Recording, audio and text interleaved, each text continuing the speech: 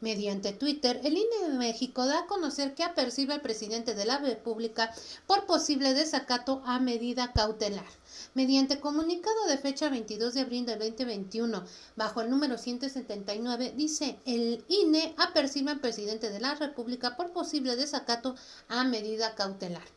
El Instituto Nacional Electoral INE apercibió al presidente de México para que ajuste su conducta a lo establecido por la Comisión de Quejas y Denuncias el pasado 19 de abril mediante acuerdo ACQID-INE-68/2021,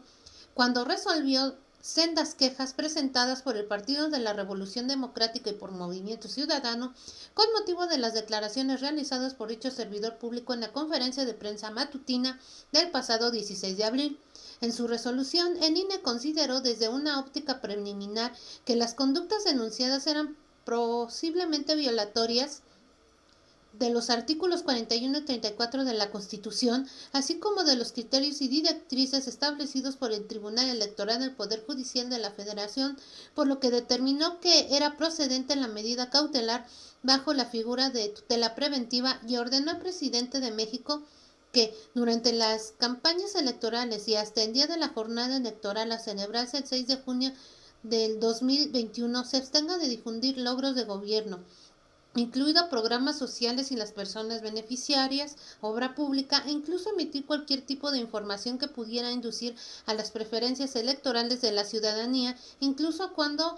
responda a preguntas que le son formuladas en la conferencia de prensa. El artículo 41 constitucional señala que durante el tiempo que comprendan las campañas electorales federales y locales y hasta la conclusión de la respectiva jornada comisal, deberá suspenderse la difusión de los medios de comunicación social de toda propaganda gubernamental. Por su parte, el artículo 134 establece que los servidores públicos de la Federación, las entidades federativas, los municipios y las demarcaciones territoriales de la Ciudad de México tienen en todo tiempo la obligación de aplicar con imparcialidad los recursos públicos que están bajo su responsabilidad, sin influir en la equidad de la contienda entre partidos políticos. El acuerdo ACQID-INE-68/2021 fue notificado a la Consejería Jurídica del Ejecutivo Federal el mismo 19 de abril a las 20:33 horas. Sin embargo,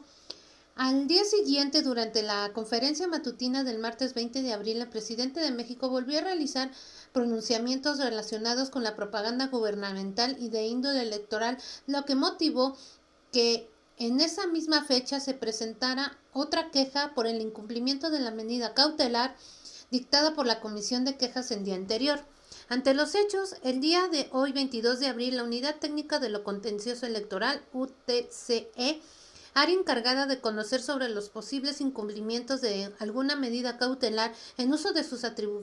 facultades legales y reglamentarias, consideró que las expresiones y posicionamientos realizados por el presidente de México en la conferencia matutina del 20 de abril actualizan un posible desacato a la medida cautelar indicada al versar sobre acciones y logros de gobierno, así como cuestiones de índole electoral, por lo que determinó se considera justificado, oportuno y necesario ordenar al presidente de México, Andrés Manuel López Obrador, ajuste su conducta a lo ordenado por la Comisión de Quejas y Denuncias del Instituto Nacional Electoral mediante acuerdo ACQID-INE-68/2021, apercibido que, de no hacerlo, se le impondrá como medida de apremio una amonestación pública con fundamento en lo establecido por el artículo 41, numeral 1, en relación con el artículo 35, numeral 1, fracción 1 del Reglamento de Quejas y Denuncias del Instituto Nacional Electoral.